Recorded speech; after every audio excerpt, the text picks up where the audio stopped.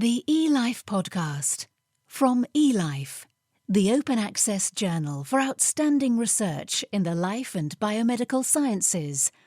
Online at elife.elifesciences.org. Hello, welcome to episode 22 of the eLife Podcast, which is produced by The Naked Scientists. I'm Chris Smith. This month, why cancers limit the number of harmful mutations they carry, and how sperm DNA gets reformatted to make it egg-compatible. Up first, though, it's been known for a very long time that many organisms are sensitive to the Earth's magnetic field. Birds, fish, bats, and even bacteria use the field as a reference to find their way around. But how the magnetic field is detected has remained a mystery. But now, thanks to a fridge magnet, Jonathan Pierce Shimomura has found that worms also do this, and he's uncovered a pair of unusually shaped nerve cells inside the animals that appear to work like a neurological compass. There's all these animals that migrate around the world using the Earth's magnetic field, but it's been a real mystery about how they sense the Earth's magnetic field. We don't have this sense, so we don't have any intuition how they do it. No one's ever discovered neurons that are actually required for these migrations or actually sense the Earth's magnetic field. And you've been looking in worms at this, so they presumably do this too. Yeah, it wasn't obvious that tiny microscopic worms would do this, but my lab makes a business out of studying how they migrate to different stimuli and perform other behaviors. We thought, let's see if they move towards magnets. So one day we put a refrigerator magnet on one side of a dish, and we saw that worms would migrate towards this. That was their first hint that they might sense magnetic fields. To determine if they could sense the Earth's magnetic field, we next injected them into a tube filled with jello. When we did that, we found that starved worms had a preference for burrowing downward in the tube. When they were well fed, however, they liked to burrow upward. This suggested that they might use gravity or the Earth's magnetic field to orient. To figure out if it's gravity or the magnetic field, we put the same tube inside of a coil where we could invert the Earth's magnetic field, flipping it now upward instead of downward. When we did this, worms moved in the opposite direction. If you therefore take worms from a part of the Earth's surface where actually the magnetic field is going in the opposite direction, so I'm thinking if you're in the northern hemisphere and you're working on worms from the northern hemisphere and you compare them with worms from the southern hemisphere, do they do the opposite? Yes, that's indeed what we found. We took worms from Australia and we tested them in the same experiment, and they moved in the opposite direction. When they were starved, they liked to burrow upward. When they were well fed, they liked to burrow downward. So this is consistent not with gravity, but with them responding to the natural direction of the magnetic field where they come from on Earth. Is it that the worms are detecting the magnetic field, or are they sensitive to something that the magnetic field does to the tube they're living in?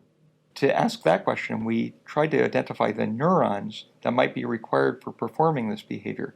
So we systematically broke a bunch of the different sensory neurons with different mutations, and we quickly deduced that one pair of sensory neurons called AFD were required for this behavior. Oh, right. So there's a specific magnetic sensing pair of nerve cells in these worms. And if you deactivate them, then the worms can't do this. That's right. They couldn't move towards the refrigerator magnet, nor could they show any preference for burrowing up or down like the normal worms could.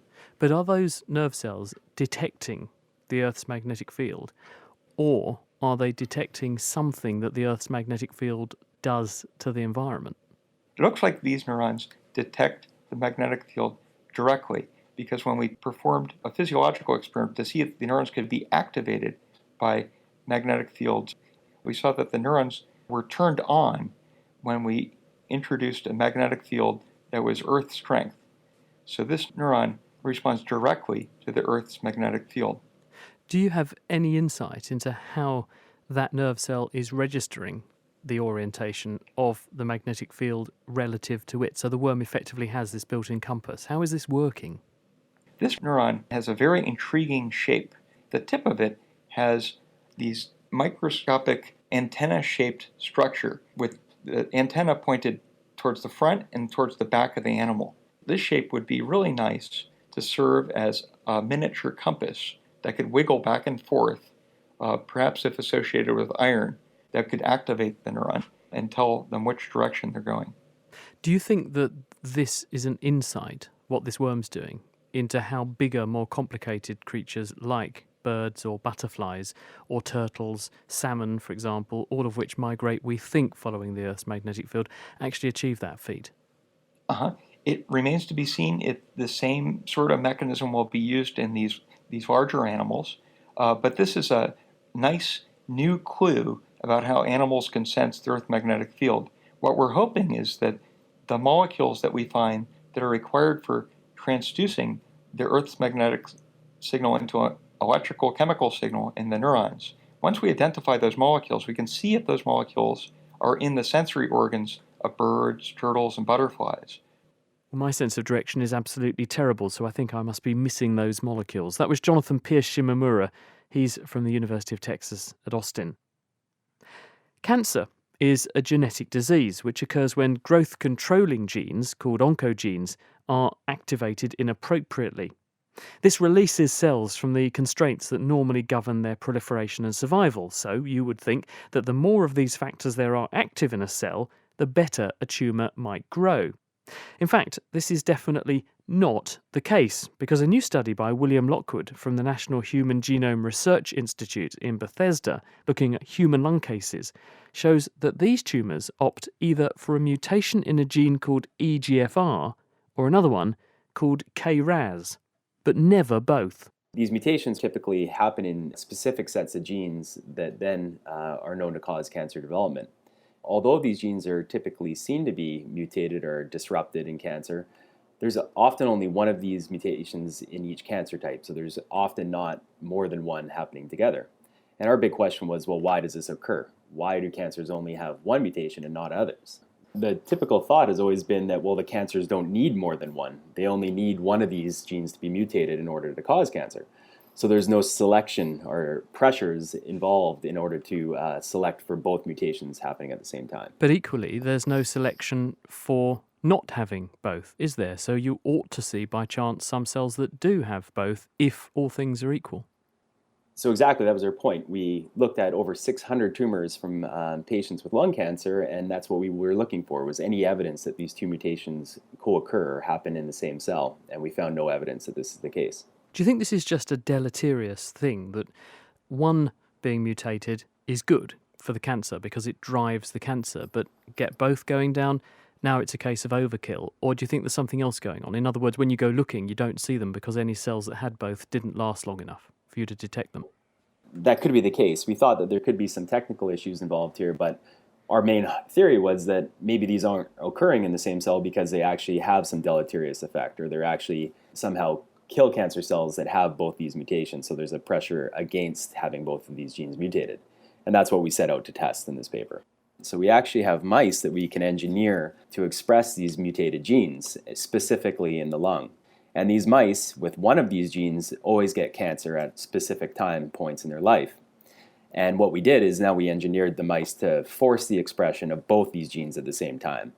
And we predicted that if our hypothesis was true, that this would mean that if there was a negative effect of having both genes, that we would see a effect on when these mice got tumors. But what we found was that they still got cancer, and they still got cancer at the very same time as they do with either gene alone. It's not just the system's a bit leaky and it works for one gene but not the other sometimes, and that's enough to drive a few tumours. No, we figured that it was, at the beginning at least, expressing both these genes, but when we actually took the tumors out of these mice later on and actually looked to see if both these genes were expressed, we found that only one of the two was expressed. We actually think that there's a selective pressure that these tumors get around having both expression of both these genes and select for just one. So they're actively actually silencing one of the two mutated genes. Why are they doing that? Well, we think that it's obviously the deleterious effects of having both these genes. So we think that having two of these things on at the same time actually causes too much growth and proliferation that is actually deleterious to cancer development. So they just can't really cope with having both these mutations at the same time. So we think that what they're doing is that they're actually silencing one of the two, which is then sufficient in order to cause cancer. Why do you think that, given that cancer is a genetic instability and that cells that are cancerous are shot full of genetic changes all over the place, why don't they end up with some sort of compensatory mutation somewhere else in the genome that quenches one of the two damaged oncogenes so that the cell can tolerate having both on? It's just that it's dampening down the effect of one of them with a compensatory change elsewhere. That's a really good point. I guess the big thing is we have to remember that this is an evolutionary process. So in order to, and with selective pressures involved, and this all depends on the order of events. So if you had one mutation in one gene first, and then you got the second oncogene mutation, typically that cell would die and there would be no chance for there to be another selective event involved. So it would all have to occur in random chance. So you'd have to have that compensatory mutation before you acquired the second oncogene mutation, which would lower the chances of that being the case. Do you think you can exploit what you've found, that we might be able to tap into this as a way actually of making cancers kill themselves? Yes, that's what the most exciting part, I think, is for our future experiments is now utilizing this knowledge that we have about how we can hyperload cancer cells in order to design therapeutic strategies. So what we're looking at now is that most therapies out there are typically based on inhibiting a specific pathway. So these are using drugs, for example, that shut down mutated oncogenes, for example. But now we're actually looking at things that perhaps stimulate signaling in the context of a specific oncogene, what we would call more agonistic therapies. So in this context, we'd actually be looking for things that stimulate signaling to a threshold level where then the cells would die. William Lockwood. You're listening to the eLife podcast with me, Chris Smith. Still to come, the world's first global map of the mosquitoes that spread two devastating diseases. But first, when a sperm and an egg combine, the genetic material from two parents merges. But the DNA in the two is initially in completely different states, and it needs to be reset to make the two sets of chromosomes compatible so that cell division can occur. Factors contributed to this process by the egg are reasonably well known, but nothing is understood about the paternal contribution. Now, working with Drosophila, Mia Levine has discovered a gene called HP1E, which is active only during sperm development, but seems to alter sperm DNA in a fashion that's crucial for subsequent successful cell division. During the process of sperm development, the nuclear volume decreases over 200-fold. The DNA takes on a highly compact form to fit into that tiny sperm head. And so if you don't have the proteins that mom produces to transform dad's DNA into a usable form, effectively you get inside the egg a bright dot which represents a highly compact form of dad's DNA that simply can't participate in the later cell divisions. And this is because obviously when you want mitosis, a cell to start dividing symmetrically to make two daughter cells that are genetically identical to each other, you've got to have recognition of which chromosome goes with which from each parent in order for that process to happen properly. And if the DNAs are in incompatible formats, then they're not going to partition properly, are they? That's exactly correct. And so dad's DNA gets dumped into the sperm in a very different conformation than what mom's DNA looks like during that fertilization event. And so they independently have to reorganize to come together into similar conformations before that division can happen. So how do you dissect away what the contribution of the sperm might be to getting that DNA into the right format from what the maternal egg processes are doing? We discovered a gene, which we called HP1E, which is exclusively expressed in testis. And so by depleting this protein during sperm development and letting dad's sperm actually fertilize the egg, we're able to actually remove the contribution of that protein. And what's the consequence? The sperm enters the egg. The first defect that we see is during the process of condensation. And we see that dad's DNA fails to go through this condensation process. So effectively, mom's DNA is continuing through its typical series of events, but dad's DNA can't seem to catch up. How does the sperm do that? Does it bring that protein that was on during spermatogenesis in with the sperm, or is the gene just very active in the sperm from the get-go in the egg, and that provides the protein? Right. So that was the particularly interesting piece of the story. There is another protein known in Drosophila called KD1, which actually travels with the sperm DNA into the embryo and putatively carries out its function in the egg. HP1E instead seems to be active exclusively during sperm development, is then lost from the DNA, and the DNA itself seems to be flagged, or there's some kind of modification of which we have yet to identify that affects its function in the egg. So we both saw the disappearance of HP1E during sperm development, which supports its lack of role during DNA remodeling in the egg. And we also induced mom to make HP1E, which she usually does not, and have her dump HP1E into the egg. And we found that even when HP1E is present in the egg through mom, we were unable to rescue normal divisions. These data in combination support the idea that HP1E acts exclusively in dad during sperm development, but not during the time when we actually see the defect occur in the egg. Have you any idea at all what the identity of that manipulation of the sperm DNA must be in order to put it into that resistant state that you then can't get it back? At this point, we can only speculate. There has been a surge of research done in the past decade or two to look at what else sperm is carrying besides dad's DNA that is inherited into the egg. And we know now that dad also deposits some small RNAs, messenger RNAs, into the egg. And so the jury is out as to what HP1E does to the sperm DNA to modify it in such a way that allows it to participate in nuclear divisions. However, my lab at the University of Pennsylvania will be actively investigating this question. Mia Levine. There are now more than 7 billion of us on Earth, and we're more mobile and living in higher densities than we ever have previously. Together with climate change, this is creating novel niches for diseases and the vectors that transport them. Two viruses, dengue and chikungunya, which both cause symptoms of fever, prostration and arthritis, and can be fatal, appear to be becoming significantly more common and widespread.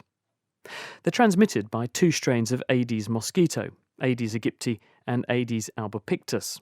But our knowledge of where these mosquitoes are and how they're spreading is limited, which makes monitoring, anticipating and controlling outbreaks of these diseases much more difficult. Coming to the rescue is Oxford University's Moritz Kramer, who's pulled together data from across the world to produce the first global distribution map for these mosquitoes. So the context of this study was largely to identify areas where we have mosquitoes that are transmitting two viruses that are of global concern. These two viruses are dengue fever and chikungunya fever, and the mosquitoes that primarily transmit them are Aedes aegypti and Aedes albopictus. Both of these viruses are now sort of increasing their geographical spread, but also in the numbers and the sort of overall health burden on the population. Now, what about the sources of both of these agents? If we wind the clock back, when did they first really rise to prominence and begin to be a problem? And how rapid is the trajectory of spread?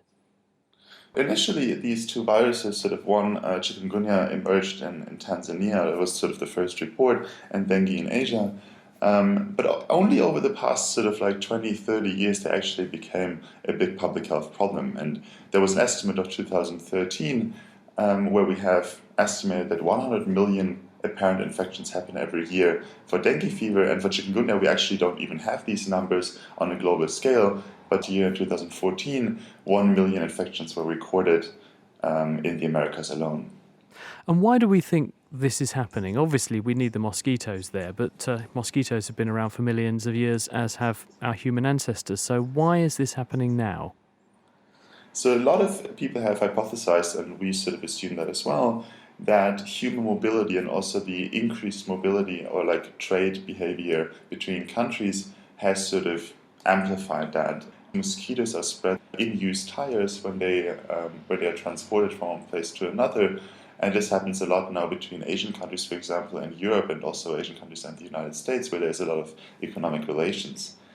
On the other hand, we do fly a lot more, we do travel a lot more as humans, and people go on vacation to certain places, reintroduce the virus once they get infected, and then, because the mosquito might be there in Italy, for example, there was this case of this Indian traveler who came back and then infected 200 people with chikungunya. So it all comes down to population dynamics, overall population level and movement, doesn't it? How have you sought to try and map where the mosquitoes are going? For getting the data together, we started just sort of understanding, okay, what is information is even out there in the published literature. So we did a whole lot of research just trying to find out, okay, how many papers are there discussing these mosquitoes and discussing them specifically with the information of the geography of these mosquitoes. So we did a whole lot of search, downloaded all these papers and had 4 people working on it full time trying to understand where do we find these mosquitoes, and we wanted that on a high spatial resolution because we wanted to map that on a 5 kilometer by 5 kilometer spatial scale. But you're nonetheless relying on other people's data for this, aren't you? So there must be gaps, because if they haven't looked in an area, you won't have anything to go on for that particular geography. Right. So what we also did is contacted a lot of health officials from different countries. This included sort of the ECDC, the European Centers of Disease Control, but also the Taiwan CDC, Brazil, for example, and Indonesia, and try to find out what kind of information do they actually collect on a daily basis, because dengue and chikungunya have been a problem there for quite a long time now. So we sort of gathered their data together, put them into our database, and sort of made them all work together in this database, and then put them into our model. Were there any pointers towards perhaps novel ways that we might consider mitigating or controlling the spread either of the mosquitoes or the disease? And any other surprises in here, things that you were really quite shocked to see in the data? We haven't specifically actually looked at any sort of control measurements that were put in place. So our understanding here, or our approach here, was trying to find out, okay, what is actually the global distribution of these 2 mosquitoes? And this hasn't really been done before in that comprehensive manner that we have done it. So that was the sort of first approach, and we're going from here trying to understand, okay, if we have information about control measures in a certain region, how effective are these measures actually? And I mean, this is a very good question, very important also for future surveillance and guidance and control, to understand, okay, if we put some measure in place at some point in geographic space, what does it actually mean, and how can we contain the spread? But what we have sort of seen over the past years is that it's very hard to contain the spread of these mosquitoes, even in areas where we have quite good health systems in place. Moritz Kramer. And that's it for this month. You've been listening to the eLife podcast, previous editions of which you can find for free on the eLife website at elife.elifesciences.org, or you can subscribe on iTunes. This is a Naked Scientist production, and I'm Chris Smith. You can find out more about what we do on our website at nakedscientist.com. I will be back with another look inside eLife very soon. Until then, thanks for listening, and goodbye. The eLife podcast. From eLife, the open access journal for outstanding research in the life and biomedical sciences. Online at elife.elifesciences.org.